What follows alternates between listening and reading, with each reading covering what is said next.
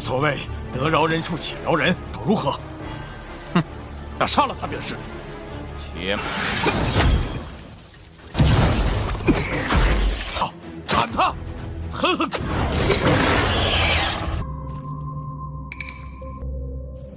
是苦云之人。嘿，看这布置。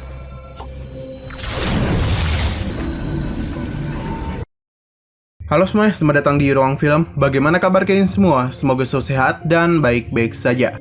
Pada hari ini kita akan melanjutkan Donghua Martial Master episode 221 sampai 230. Di bagian sebelumnya, Qingchen dan Molly berhasil mengikuti permainan langit berbintang ibu kota selatan kuno.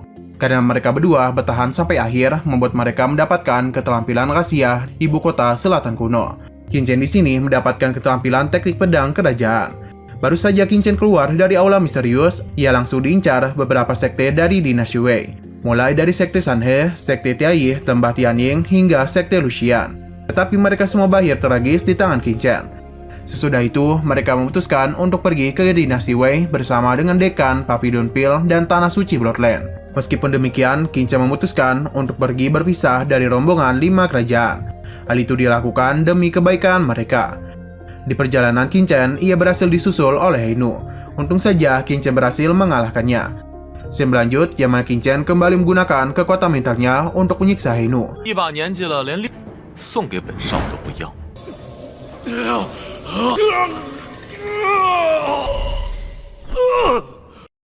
Qingchen memberitahu kalau ia baru saja mengajari sebuah metode. Mengetahui hal itu, Heinu pun langsung mencoba melatihnya. Heinu sangat terkejut karena sejak mendapatkan botol hitam, penuaan pada dirinya semakin cepat. Bahkan energi sejatinya secara misterius dipadatkan. Akan tetapi setelah mencoba metode Qingchen, esensi jiwa yang sudah dipadatkan di dalam tubuhnya kembali bangkit. Tak berpikir panjang, Heinu pun menerima tawaran Qingchen untuk menjadi pelayannya selama setengah tahun. Karena masih belum terlambat untuk menyingkirkan bahaya tersembunyi yang ada pada dirinya. Demi mencegah sebuah pengkhianatan, Qingchen akan meletakkan larangan pada tubuh Heinu dengan metode terlarang surgawi teknik penyegalan jiwa. Setelah setengah tahun, Qingchen akan melepaskan larangannya. Kemudian, Qingchen memberikan sebuah pil penyembuh kelas 5 kepadanya. Setelah itu, Qingchen memberikan penerusan mantra kepada Heinu.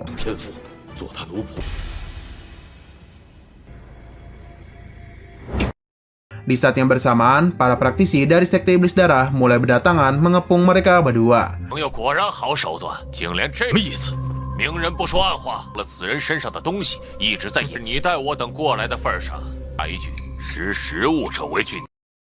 Tanpa banyak bicara, Heinu pun menyerang salah satu tetua yang bernama Shuing.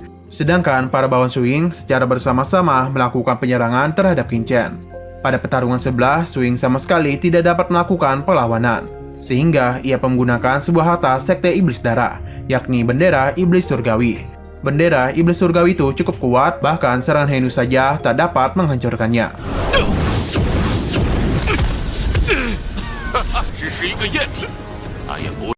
Sementara itu, Qingchen dan memanfaatkan api roh darah teratai hijau mampu menghancurkan serangan para lawannya. Ia juga menyiksa mereka semua hingga lenyap.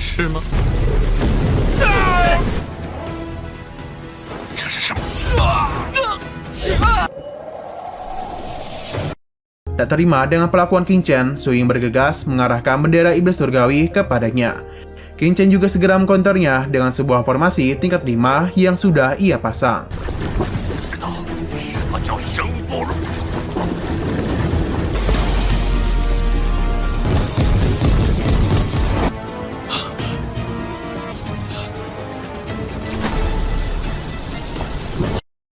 Selepas itu, Qingchen sukses untuk mengambil alih bendera iblis surgawi dengan kekuatan Bloodland gunturnya. Lalu, dia pun menyerang Shuing menggunakan serangga pemunihan api. Sebelum menghabisinya, Qingchen menanyakan mengenai markas sekte darah iblis. Karena Shuing tidak mau mengatakannya, Qingchen pun memerintahkan Heinu untuk menyerangnya.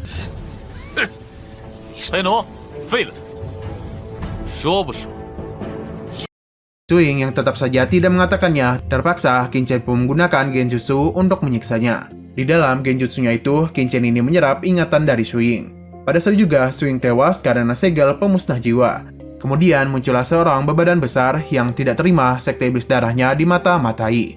Ketika orang itu menggunakan teknik pemusnah jiwa, Qin bergegas melepaskan genjutsunya. Di saat sadar kembali, Qin tidak menyangka kalau teknik pemusnah jiwa sudah ditanamkan ke dalam tubuh Su Ying. 没想到血魔教竟有如此强，之前那灵魂施展的灭魂术。 Di markas sekte Iblis Darah, kita bisa melihat pemilik sekte yang baru saja bertemu dengan Qin.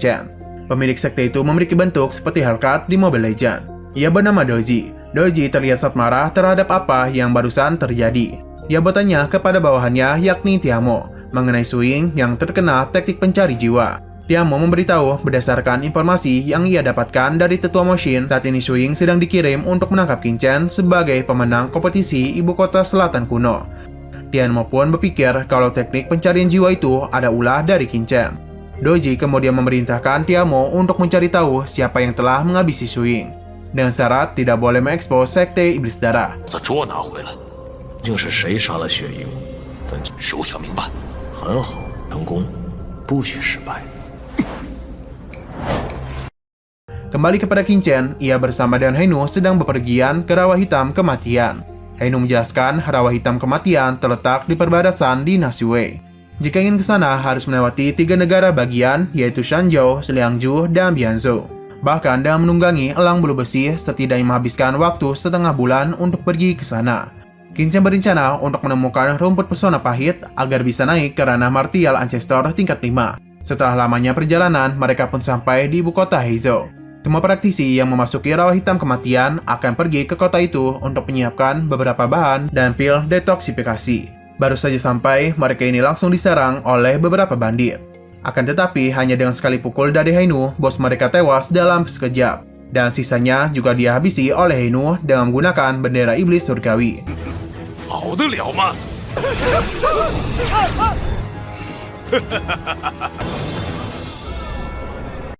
Sampainya di dalam kota, Qin merasa aneh setelah melihat banyak orang di dalam sana. Dan juga ada beberapa master dari martial ancestor.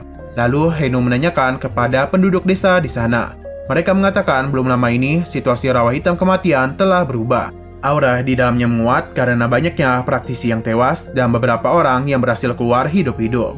Mereka membawa beberapa bahan obat tingkat tinggi yang belum pernah terlihat sebelumnya, seperti bahan obat tingkat 5 dan 6. Hal itu menarik banyak orang berdatangan untuk mendapatkannya. Selain itu, rumornya 2 hari yang lalu seseorang menemukan reruntuhan bawah tanah di Rawa Hitam Kematian. 黑死沼泽发现了一座地下遗迹，可能是为此而来。我们也是刚到。 Tak berselang lama, muncullah keributan yang dilakukan oleh seorang bernama Zhen Wang dan hewan buas yang ditungganginya. Setelah berpapasan dengan Qin dan Hainu, orang-orang itu menyuruh mereka untuk menyingkir dari jalan. Dan mereka tanpa ragu menyerang Hainu. Hal itu bukanlah masalah bagi Hainu. Dengan mudahnya, ia berhasil menumbangkan bawahan Zhen Wang. 装的人，拿下，下，别急着杀。是，少主。找死！ Saat Zhen Wang mencoba untuk menyerang Qin hanya dengan mengatakan tunduklah kepadaku, hewan yang ditunggangi oleh Zhen Wang tiba-tiba tunduk kepada Qin. Zhen Wang yang marah melihat peliharanya menjadi tidak menurutinya, langsung saja menyerang Qin. Serangan itu justru membuat dirinya terpental. Tak terima dengan perbuatan Qin dan Hainu, Zhen Wang pun memutuskan untuk mengadukannya kepada Paman King. 是，主人。进。去找情书。不了他们。主人，庄，你根本不需放在眼里，是怎么回事？任何消息。 Pada saat King mencoba memeriksa serigala peliharaan dari Zhen Wang, ia merasa aneh bagaimana bisa serigala itu tunduk kepada Qin. Sedangkan segala pengendali hewan pada tubuhnya sangatlah normal. Tak berselang lama, serigala itu menjadi ganas. Tanpa pikir panjang, King pun langsung menghabisinya.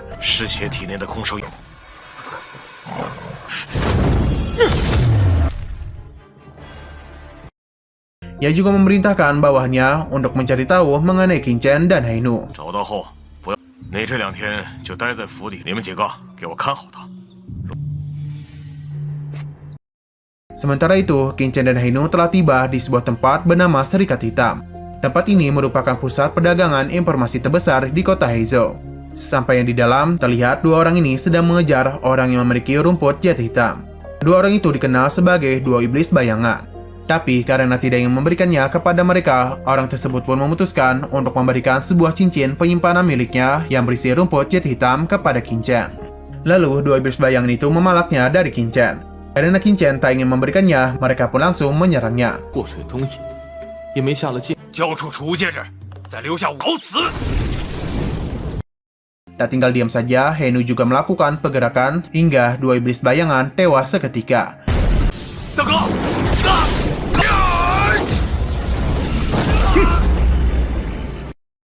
，Henu juga mengambil cincin penyimpanan dan menyerahkannya kepada Qin Chen.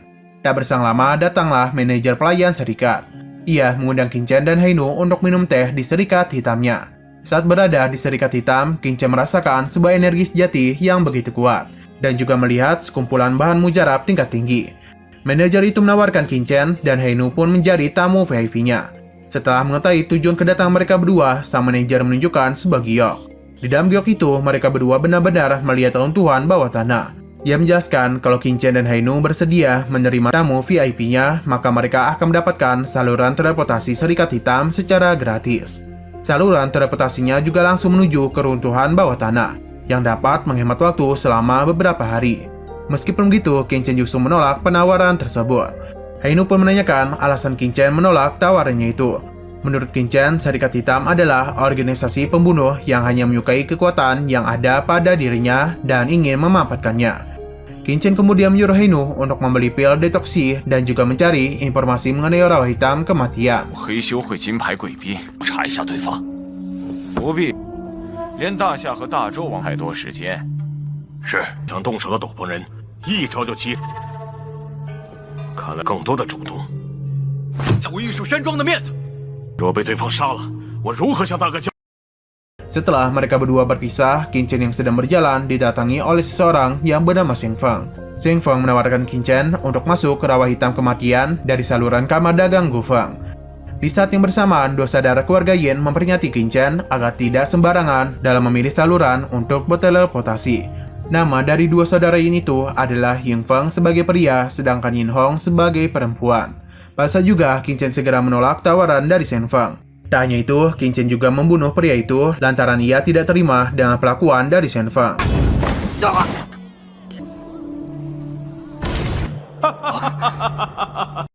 Tak berselang lama, datanglah Jiao Mungkin yang memiliki julukan iblis haus darah.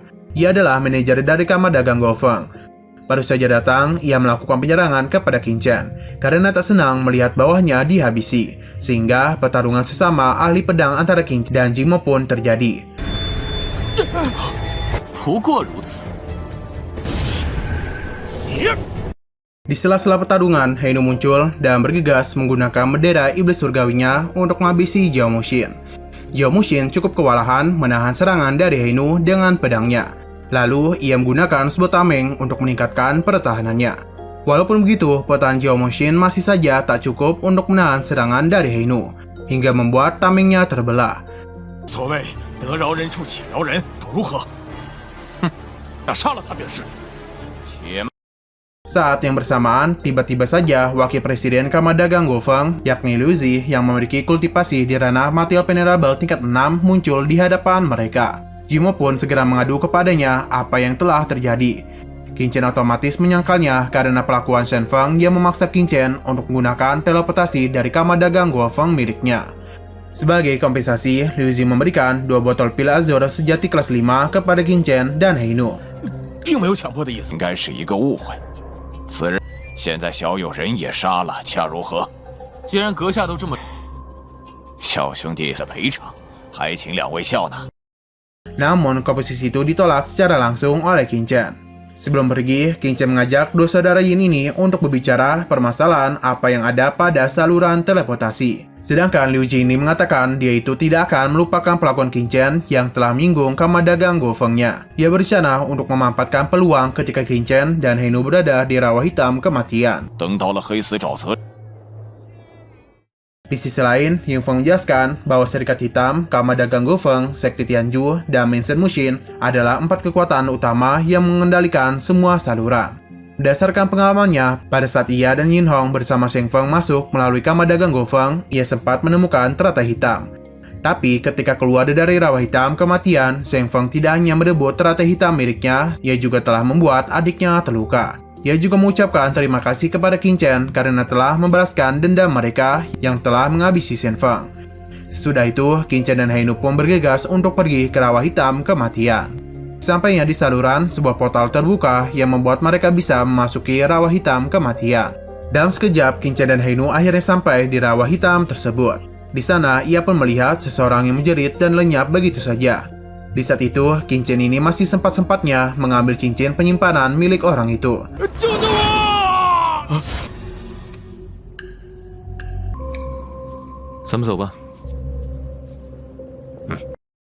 Tak lama kemudian datanglah dua orang. Mereka yang baru saja tiba langsung disikat oleh Hainu. Dan sangat ketakutan mereka mengatakan kalau orang yang barusan tewas adalah teman mereka berdua. Jadi dia itu ingin meminta cincin penyimpanannya kepada Qin Chen. Tanpa berpikir panjang, Qin Chen pun memberikannya secara cuma-cuma dan segera pergi.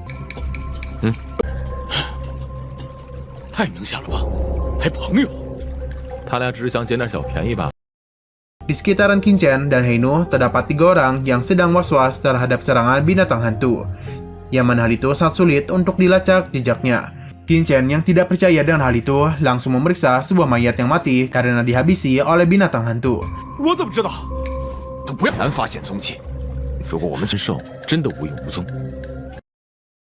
Di saat yang bersamaan, 3 orang sebelumnya diserang oleh binatang hantu. Dengan sangat cepat, Hainu melakukan pergerakan yang membuat binatang hantu terkurung dan lenyap seketika, akibat kekuatan dari bendera iblis surgawi miliknya. Setelah melakukan pemeriksaan di area sekitar, Qin Chen memberitahu bahwa tidak ada lagi binatang hantu yang tersisa.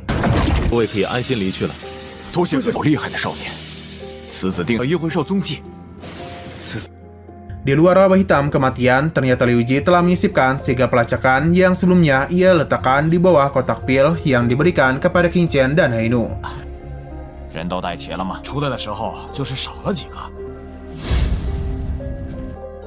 Di perjalanan, Hainu mendapatkan serangan dari sebuah cacing raksasa yang bergerak dengan sangat cepat. Tanpa berbasa-basi, Qin Chen langsung memberikan pertolongan kepada Hainu. Terlihat beberapa serangan dari Qin Chen tak dapat menghabisi cacing tersebut.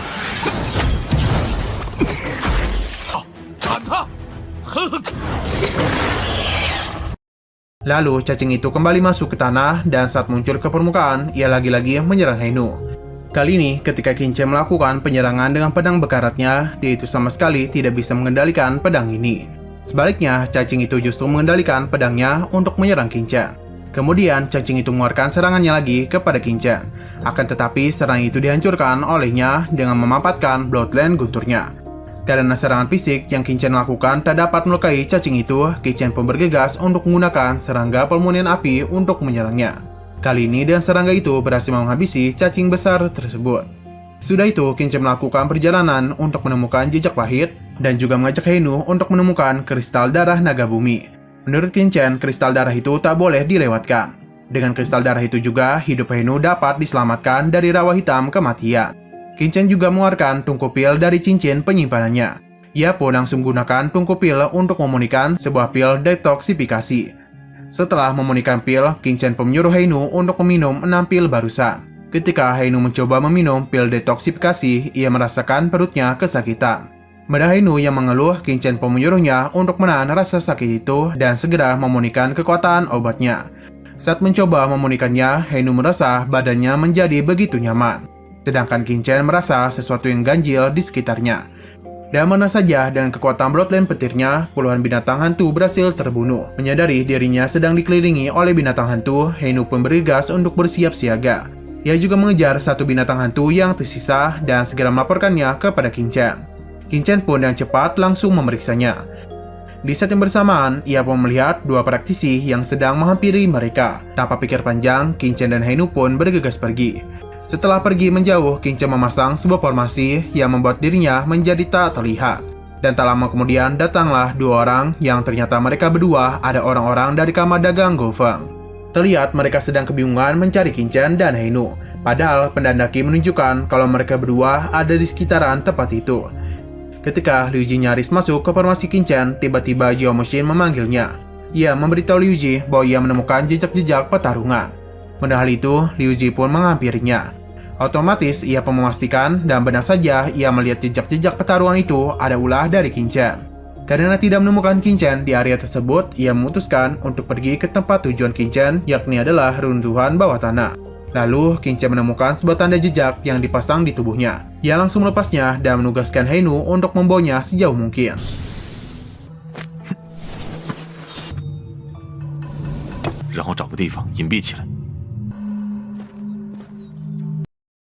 Di sini, Liu Ji menyadari tanda jejak yang ia pasang muncul kembali, bahkan bergerak lebih cepat ke arah yang berbeda, sehingga mereka berdua pun bergegas mengejarnya.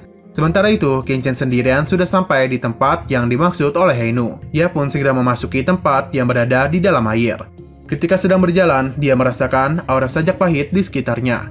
Pada saat ingin memasuki tempat sajak pahit itu, ia tak bisa memasukinya karena adanya sebuah formasi yang menurutnya yang dipasang oleh master formasi yang cukup kuat.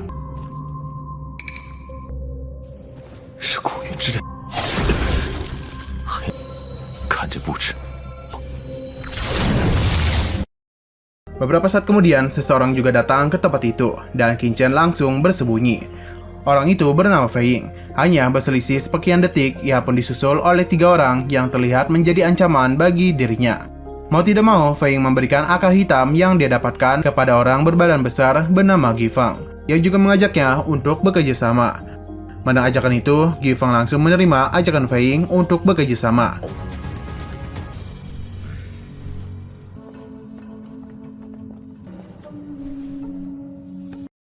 Setelah berkeliling untuk mencari harta karun, mereka juga menemukan sebuah formasi. Tanpa ragu-ragu, Gifang mencoba menghancurkannya. Bukannya formasi yang dia tuju, serangan Gifang justru menghancurkan batu di tempat Qin Chen bersembunyi, yang membuat Qin Chen pun terciduk oleh mereka. Di saat ingin menghindari keributan, Qin Chen menawarkan jasanya kepada Gifang untuk memecahkan formasinya. Sewaktu mencoba memecahkan formasi itu, Qin Chen melihat sebuah jamur pahit berusia ribuan tahun. 只要你能破开这之前在黑修会和你一起的人逃到了黑丝沼泽，哎，别废话。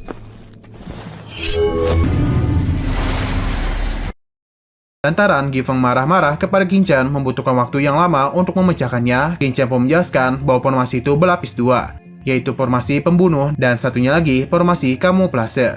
Formasi kamuflase dirancang khusus untuk mencegah orang lain memecahkan formasi, sedangkan formasi pembunuh merupakan formasi tingkat 5. Lalu, Qin Chen melanjutkan pekerjaannya. Kemudian, ia meminta mereka semua untuk membantu dengan menggunakan kekuatannya untuk menghancurkan formasi.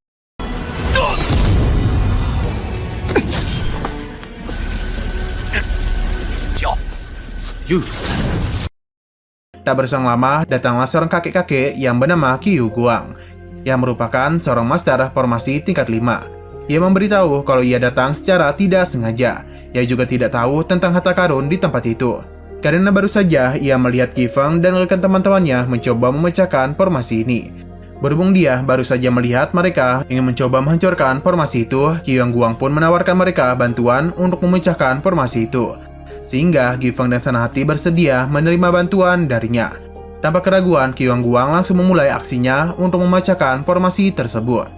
老朽看一下，也是阵法大师，一名4阶阵法师。眼前这4阶阵旗破坏两者之间的阵法，你到底能不能破？